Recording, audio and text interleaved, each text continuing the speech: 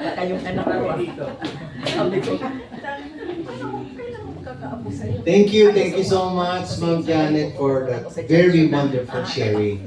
At ngayon po ay dadako na tayo. Dadako pa rin po tayo sa ating testimony portion. Medyo kakaiba po itong isang to. At titiyakin ko po sa inyo na hindi kayo kukurap at hindi kayo hihinga sa sobrang ganda at lalim ng kanya pong patotoo. Siya po ay nagtapos sa Philippine Women's University, Conservatory of Music, major in flute, minor in piano, and voice. Lahi po nila ang mga veteranong mga musicians. In fact, San Juan Strings po, San Juan Strings po yung pangalan ng itinatag na grupo po ng kanyang beloved husband. Actually po, yung anak po niya ay naging arranger ng ginawang concert ng 4th generation ng Von Trapp family, yung original pong lahi ng Sound of Music. Invited po kami at doon po sa Resorts World, ginanap po yun. Actually po, siya at ang kanilang lahing musician, yung pong San Juan Strings, ay isa sa paboritong musician ng ating former First Lady, Madam Imelda Romualdez Marcos. Kasi po sa kanyang consistent traveling, sila po ang consistent traveling companion abroad to promote Philippine culture and music in other countries. Ano po? So, siya din po ay co-musician ko sa cruise ships. Parehas po kami nagbabarko dati on a worldwide cruise.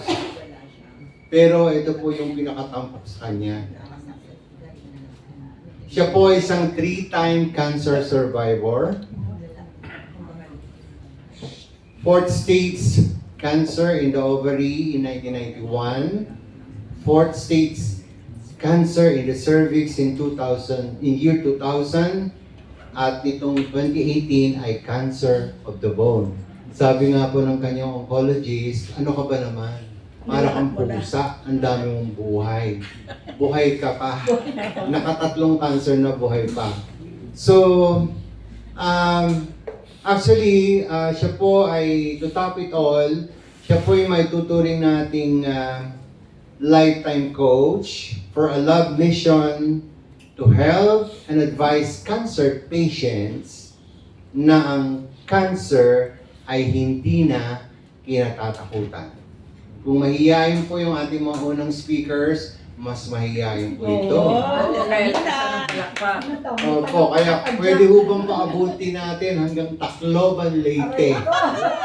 Ang ating pong next sharer, Miss Ofelia Mandresa.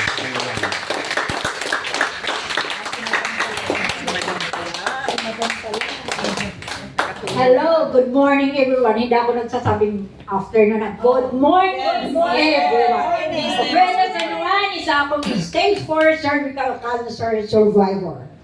Una kong cancer, that was 91. Ovarian, 3 kilo. So hindi ko lang nalagay dito kasi bago-bago lang kami nakita-kita ni Doc Alex. Nakalagay po doon, stage 4.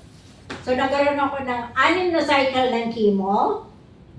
At nakatapos naman, siguro dahil at that time, bata-bata pa po ako noon. So, hindi ako nagkaroon ng radiation. Survived 1991 to 2000 umulit ito from ovarian to cervix. Kaya kayo, sabihin ko sa inyo, ang pag-ulit ng cancer, yun ang nakakatakot. Dito po sa akin ito, kita niyo po, may pamborol. Mayroon pong taol. Ayan po, 30 kilos, 80-50. Pagkain ko direkta sa ugat. Morphine, narcotic po yun. Diyan po, umabot ako ng 30 chemotherapy. Inabot po ako kasi nung nag-recover po ako, nagbabarko po ako. World cruise. So nasakyan ko na yung mga barko, kaya katulad Celebrity Cruises po, Crystal Cruises, magkasama kami nila Bernie, at saka yung Princess Cruises, lahat po yung Caribbean Cruise, lahat yan po ay nasakyan ko na. So 2000 po, nagbarko po ako. Doon po sa Avis Century. Kinuha po namin sa Europe, dinala ng US. So doon po, akala ko ito ay bleeding. Unang-una, akala ko regla lang. May monthly kami. So pinagtataka ko, bakit hindi siya humihinto? So doon, mayroon kasi sa barko, kumplito po yun eh. Meron po talagang hospital, di ba? Lethal hospital. So, ini-injection na po ng pain reliever. Kaya lang po, nung matagal na, sabi ko mga diaper, yung maternity napkin na po yung ginagamit ko. Pero, sige pa rin siya. Kami po, bilang isang musician, hindi namin pwede ipakita na may sakit kami. Kasi naka-display yung grupo namin sa lobby. Paano kayo may sakit? Hindi nga kami makalabas, hindi nakabihis eh. So, ngayon, meron akong tugtog sa 11th floor, room ticket, 5 to 5:30, tea time po yun. 30 minutes lang, kaya lang po yung pang-5 araw na po na ako diaper yung aking ginamit. So nangyari po doon, bigla po akong nag-blackout. So as a musician, tinapi ko po yung husband ko, nilapag ko yung aking instrument. Sabi ko, balik ako ng kabina, hindi ko nakakayanin. Kasi lumalabo na paningin ko eh. Pagdating ko sa elevator pa lang po, bumagsak po ako doon. Hinimatay na po ako doon. So, narinig ko yung doktor, in-inform niya yung kapitan. So, sabi ng kapitan, dahil kailangan madala ito sa ospital. So, nag-announce nga, babagalan yung barko kasi mayroong emergency. Yung po, pinick up po ako ng 911 helicopter po, dinala po ko ng Miami, Florida. Hospital po ng Miami, Florida. Pagdating po doon, tinanong po ako kung ano naging sakit ko noon. Ako naman ayoko ng sinungaling. Sabi ko, isa ako pong cancer survivor. So, sabi ng doktor, tumango lang siya. Tapos, tinanong ako kung ano ang kailangan kong medication. Kung IV or oral. So, ang pinili ko po doon yung oral. Yung oral chemo, 6 months. Nag-iisa po ako, napakahirap. Nag-iisa ka sa ospital, wala kang kasama dahil yung kasama mo nasa barko, tinatapos yung kontrata. So yun po, nag-iisa po ako doon. Ang pinili ko po doon, yung oral chemo. So yung oral chemo po yun, araw-araw po yun. Ang alam ko doon, 10,000 pesos ang isang, para lang siyang ponsa ng itsura. So doon po yun, ang side effect po doon, nangangati at nagsusugat-sugat, nangingitim. So after natapos po yung aking, natapos ang kontrata, inuwi po ako sa Pilipinas. Napakahirap po umuwi sa Pilipinas, sobra po milyon ang ginastos. Kasi hindi ako pwedeng, hindi po ako pwedeng umupo. So kailangan po ako nakahiga, at may doktor. Ang doktor po per hour po yun. So pagdating po dito, pinick up po ako pagdating sa Pilipinas, pinick up po ako ng Chinese General Hospital ng Albalansya, at saka po, dinala po ako sa hospital ng Chinese General Hospital, at doon po sa aking onco, doon po ang IV chemo, 9 na IV chemo, 9 session po yun, once a month. At pagkatapos po noon, naman ako doon. So nandoon po ang radiation araw-araw. 30 days radiation. At sa radiation po, conforme sa sitwasyon mo. So yung sitwasyon ko, stage 4. Alam niyo ba po ang katawan ko nangingitim? At napakahirap po ang radiation. Sa hirap ko po, sabihin ko sa inyo. Hinuhulog ko po yung sarili ko, naguhubot-hubad. Kasi yung init, hindi mo alam kung saan ang gagaling. Para maramdaman ko, dahil parket po ang sahig namin, para maramdaman ko yung lamig, naguhubot-hubad po ako, dinidikit po sa dingding, yung katawan ko, makaramdam ako ng lamig. At doon pa ako nakakatulog. Nakita ng anak ko yun, umiiyak yung anak kong panganay dahil hinahanap ako, wala ako sa higaan, nakita doon ako sa ilalim ng aking kama. Hubot-hubad. Doon pa ako nakatulog. So yun ay 30 days po yun. So pagkatapos doon, nandun na po ang maintenance. Anong maintenance? 18 chemotherapy.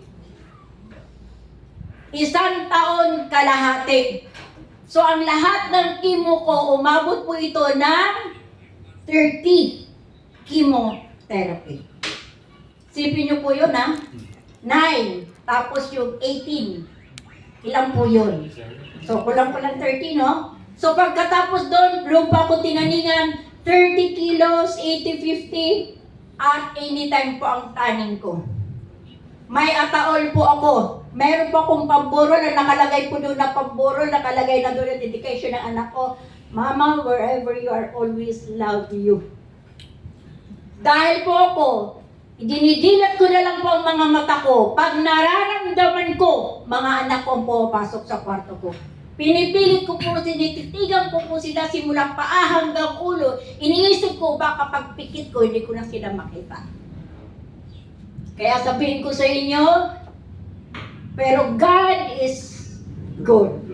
Why? May kaibigan po ako nagkita po kami sa Vancouver, Canada, kababata ko po. E nalaman po sitwasyon ko, may pinadala po sa amin na ito po ay supplement. Wala na po.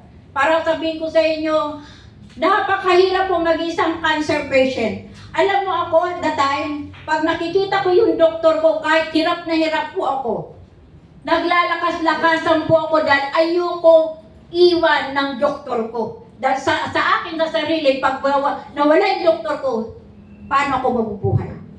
Pero ang pinakamasakit pala, pagdating at the time na sabihin ng doktor mo, rinig na rinig ko, alam niyo po yung mamamatay na tao, totoo po yun. Malalim ang pinandinig mo pero malinaw.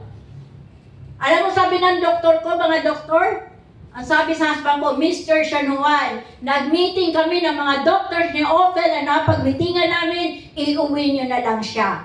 Kami ng mga doctors namin, ginawa namin ang makakaya, pero mismong pasyente ang bumigay. Hindi na nagre-response ang immune system niya. So kahit wala na po talaga. So umaasa din pala sila sa immune system. Ang sakit po nun. At alam mo pa, sabi ng husband ko, sa hirap ko, dahil po alam mo po, ang may cancer, hindi na po kami nakakatulog. Dahil yung katawan po namin, para po kinakain ng talangka, hindi mo alam kung saan nanggagaling yung sakit. Kahit na po kami naka-narcotic. Pag naka-narcotic naman po kami, para po kaming manhid ang buong katawan na hindi mo alam kung papaano ka gagawa ng paraan para lang maibsan yung hirap. Kaya sasabihin ko po sa inyo, dito po, dahil sa supplement po yun, Megados at discipline. Walang kakainin. Hindi po ako kumain ng magkukos ng fructose, glucose. Ang glucose po, lahat ng carbohydrates. Ang fructose, yung pong pagkain na may lasa at nanggaling sa prutas. Ang prutas po, hindi ito nakakaganda. Ito po ay nature candies. Maliban na lang po sa simula avocado hanggang berries. Yung lang po. Hindi ko kinain, wala akong ininom, kundi tubig lang. Yon. Alam niyo po yun, sabihin ko sa iyo, Megados, 6 months, 0 po ang cancer ko. Magsimula po noon, wala pa akong ginawa kundi mag-advise at lahat po ng kinuts ko, wala pong namatay. Pagwang silang sumunod. Kaya dito, inside of LDCs, tayo mismo, 70 to 85%, tayo mismo ang gagawa nun. Hindi po yung doktor mo. So kung may maintenance mo, isabay mo lang. Hindi sila nag-react o hindi sila nagkakaroon ng contract. Nagtutulungan sila until na dumating nang wala ka ng maintenance. Kaya sabihin ko sa inyo, ang napakaganda po dito. Alam niyo po bakit nire-recommend? Di basta-basta ako nagre-recommend. Nandito po, omega 3, 6, 7. Alam niyo ba po itong sa nerves. Alam niyo po ito, pag nailagay niyo po ito sa ilalim ng dila, pag humalo ito sa lawa, ipapanik ito ng utak. Pagdating sa utak natin, magkukuman yung utak natin na 20% more open sa buong system ng katawan natin. At mismo yung ugat natin, nagpo-produce siya ng nitric oxide. Yung nitric oxide, pag marami tayong nitric oxide, alam niyo po nangyayari? Ang ugat na lumulubong ugat, barado ugat, namamaga ugat, nare-restore, nai-enhance at nare-refer. Kaya darating yung tatay na magiging elastic uli ang ugat. So isipin niyo po kung gaano kahaba po yung ugat natin. Sa liit natin ito, 2 ikot ng mundo, may buntot pa. Isipin niyo po yung nabukas lahat yan at nakakarating anumang nutrition ang ating na-intake. At napapakain ng tamang pagkain ang trillion selula at mga tissues na bumubuo sa ating katawan. Lalo na yung ating mga vital organ at yung ating pong immune system na yan ang ating little doctor sa ating katawan. Kaya sasabihin ko sa inyo, ito po ang masasabi ko. Ano man ang maintenance mo, sabay mo lang to. Pero pag dinisiplina mo ang sarili mo, at itong supplement na to, sasabihin ko sa iyo, 100 taon, aabot ka na hindi ka uugod-ugod, hindi ka ulyanin, wala kang severe illnesses. Sabihin ko sa inyo, kaya nga sabi ko sa inyo, ang buhay ay minsan lang binigay ng Diyos. Huwag natin to linisin sa spiritual lamang. Kasi palinisin natin ikaw sa physical, dahil sino pa maglilingkod sa Diyos kung lahat tayo nakaratay na?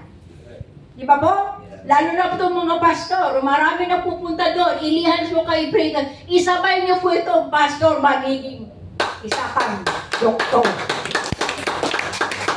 Wala pong, kung naano niyo po, napansin niyo po ito, sir, pwede ba, saan ko mapipindutin po? Ayan. Ayan, sa mission ko na to, lahat po yun, buong Pilipinas, halos hindi pa ako natutulog.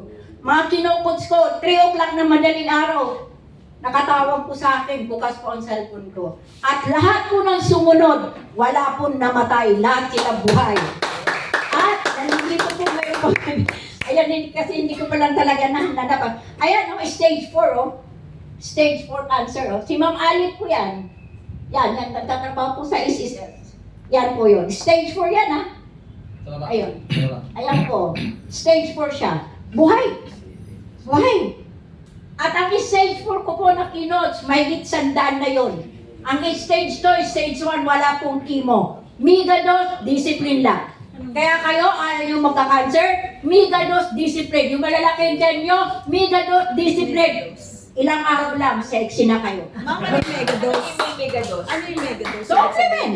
Okay. Supplement. Dadamihan lang po. Yes, umaga, tanghali, gabi, one sachet morning with your panis na laway. Oh, yes. Tayo, di ba, tutubra na, ang dami sinasabi, ay, bakit panis na laway? Yan, dumi-dumi yan. No. Di ba ba ako matulog, nagtututbrush ka? O sabihin ko lang, share lang, bakit with panis na laway? Yung ating pong kaya sinasabi, kumain kayo ng hard ng morning. Light na lang ng pagdating ng tanghali. Mas lalong light pagdating ng hapon. Simula umaga lang hanggang alas 5. Pagkatapos ng alas 5, marami pa kayong gagawin bago matulog, natunaw na lahat ang ini-intake nyong pagkain. So pag natulog po kayo, wala lang ginagawa, ang ating immune system, yung ating mga vital organ, nagkakaroon sila ng detox. Lahat ng vital organ nagdi-detox. Lahat po ng trillion selula at mga tissues, bumubuo sa atin ng avocado. Ito po ay nagre-rejuvenate. So pagkatapos po ng 3 o'clock na madaling araw, meron pong lumalabas na enzyme sa ilalim ng dila natin. Yung malaking ugat, pag nalunok mo to sa umaga, ito po yung nag-activate ng ating mga vital organs. Kaya with your panis na laway. Kaya po yan, pagkatapos with warm water, pagkatapos kung pwede na kayong kumain, tanghali, gabi, wala pong carbohydrates, wala pong glucose, fructose. Di ba po? Kumain po kayo ng karne, lahat ng may gulay po kayo hindi pwede. Carrots, patatas, langka, kalabasa, carbohydrates po yun. No? Wala pong root crop. So, ang prutas, avocado unlimited. Yung itlog unlimited. Huwag pa kayo matakot doon sa Sabi Yellow. nila, cholesterol. Kahit magbulalo kayo araw-araw, basta wala lang po carbohydrates. Kasi anong fat na intake natin, yung po ang nagbibigay, yung po nako-convert lang ng energy. So, kung gusto nyo sumiksi, humababuhan nyo, hindi kayo magkakasya, hindi kayo nang iyasinam. Supplement, mega dose, discipline. Yun lang. Kung kaya nyo kalabanin ang sarili ninyo, yun ang inyong succeed. Wala pong illnesses. Kaya nga sasabihin ko sa inyo, eto, kung ayaw mo wag kang papayag, nasasabihin ko sa inyo, pag namatay ka, mag-aasawa ang asawa mo. Iiyak lang yan pag nakaburol ka, pag nilibing ka, 3 araw, may karay-karay na yan. Huwag mong bayagan na tumira yan dyan sa bahay mo na pinaghirapan yung mag-asawa. Diba? At ito sabi ko sa inyo, ito lang, ang papasal, thank you Lord. Ito sir, gagawin ko ito until the end of my life. Why? Pagdating pagharap ko kay Lord, sasabihin ko, mission accomplished. Yung pong aking goal. Mission accomplished. Ano po sir? Awyang ka na ba ngayon? Anong dinala ng kaibigan mo galing Canada sa'yo? Secret na lang po yun. Kasi nandito na yun. Yan ba yan? Yes. Oh, yan po. Secret. Yan na kayo. Ako ilang taon ang pinagpapasalamat ko? 66 na po ako. Wow. Any single tablet, wala pa akong maintenance. Normal ang aking kriya, normal ang aking blood. Lahat ng vital organ ko, normal. Yung lang pinagpapasalamat. Yes. Kailan yung last diagnosis mo na cancer? 2018. 2018? Ang 2018 po, yung sa buto na. So, Sa buto. Kasi po yung, hindi na po ako nagpa-chemo nung, sabi kasi ng 2018, kala ko masakit yung aking tuhod. Ang sabi ko kay Dr. Jojo Anin ko, yung ibibigay ko sa inyo, Dok, ang sakit ng tuhod ko. Tinawanan niya ako, sabi niya, nasa golden ka na ate, kaya uso ng rheuma at saka arthritis. Ako naman, binigyan niya ako ng Colicisin, isang buti. Naubos ko na. Wala man lang. Ibig na maliit, malaki. Sabi ko, Dok, ano to? Bigyan mo pa. Baka dahil sa mga dosage niya binigay na sa akin, baka hindi na ako hiyang. Bigyan mo ko yung gusto ko, yung mas matapang. Sabi niya, ate, wala na akong may bibigay sa'yo, magpa-check up ka na. alam ko ini-inject yung Oo. sa nagkagdapat. Ngayon, ang nangyari po doon, pumunta ako sa aking, kasi hirap lang akong lumakad, kasi yung pinagtataka ko, imbis na tuhod pag ano, bakit nandito sa alak-alakan? Nasa ano ng alak-alakan ko, pag ano siya, pag ganito. So ngayon, pumunta ako sa aking Dr. Sanggalang, yung physician ko. Sabi niya, ba't ikay ka? Sabi ko, sabi nila may renew daw ako hindi naman, ano gagawin ko dito? Sabi niya, nung tinignan niya, punta ka sa ungko mo. Sabi ko, bakit ungko? Sabi niya, basta pumunta ka sa ungko mo. Pupunta po ako sa ungko ko. Sabi ng ungko ko, Ophel, hindi yan. Tinignan niya yung history. Meron na pala akong nagbitas sa buto nung gumaling ako. So meron na pala. So sabi niya, hindi ito rheuma at hindi rin arthritis. Ito ay cancer sa buto na. So, sabi niya, ano gagawin? Sabi niya, nagtaka ka pa. Ano gagawin? Di magkikimo na naman tayo. So, parang nalungkot ako kasi ayoko nang danasin yung dinanas ko. Ngayon, nung sabihin sa akin, kaya lang meron tayong isa pang procedure na gagawin. Sabi ko, ano po yun? Nako, alam niyo ba po na hinimatay ako? Kasi puputulin na yung hita ko, kalahati. Kalahati doon. Hay, hinimatay po ako doon. Nung sabihin ka, puputulin yung kalahati. Nung nahimasmasan ako, meron, hindi ko alam mo, may pinainom sa akin. Hindi ko basta nahimasmasan. Parang lumakas yung loob ko, parang pampakalma ata. So alam mo, sabi ko ng ganun. Sabi niya, Phil, pwede na ba tayo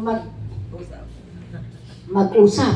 Kasi yung mga doktor ko, close ko rin kasi sabi nga nila, may lahing pusa nga ako. Pero siyempre mo naman ng cancer buhay pa di ganun. O paano?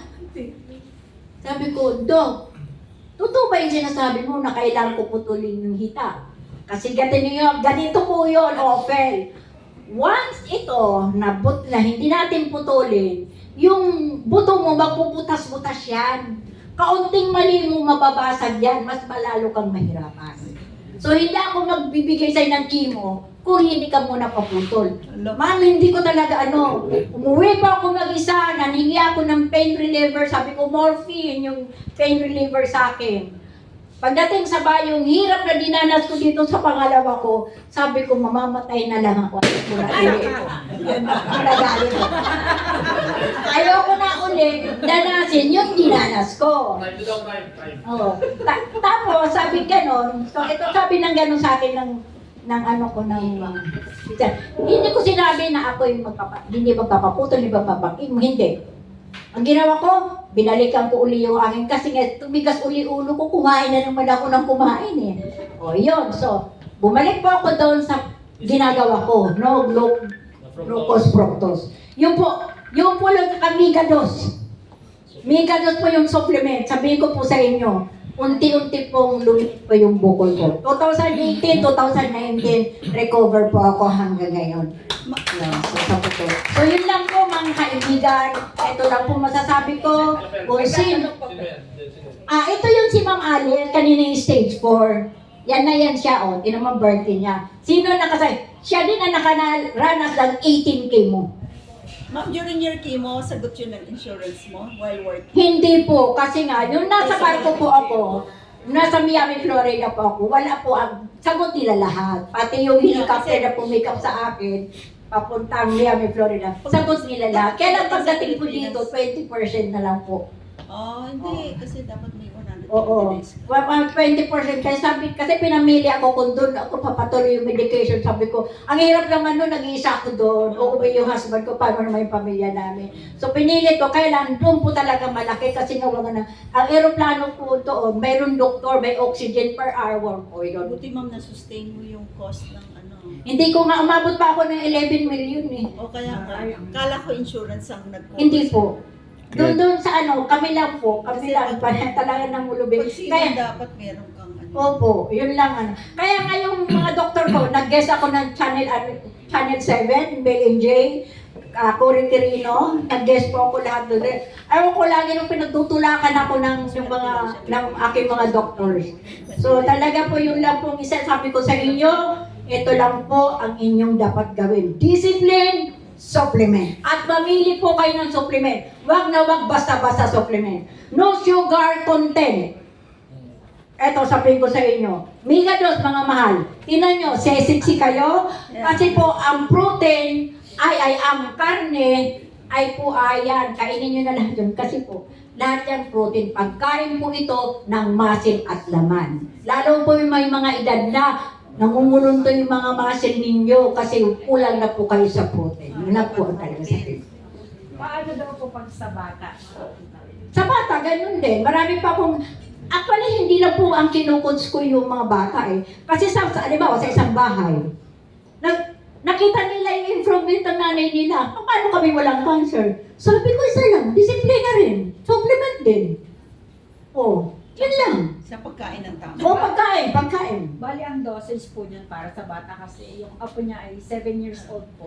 Pwede ng isa di ba, Dok? Pwede ng isa. Isa. Oo. Isang sachet. Isang sachet. Isa-isang araw. Okay. Sa isang araw. Pwede kalahati sa morning, kalahati sa evening before bedtime. Kasi Yung magbe-bedtime na. Yun lang talaga sabihin ko sa inyo. Kaya itong mission na to, sana maging kaisa kayo sa mission na to. Kaya sasabihin ko sa inyo, congrats kung sino man po ang nagbigay sa inyo, nag-share sa iyo nitong product na to. Ito pong pinakamagandang regalo na natanggap ninyo mula sa kaibigan nyo.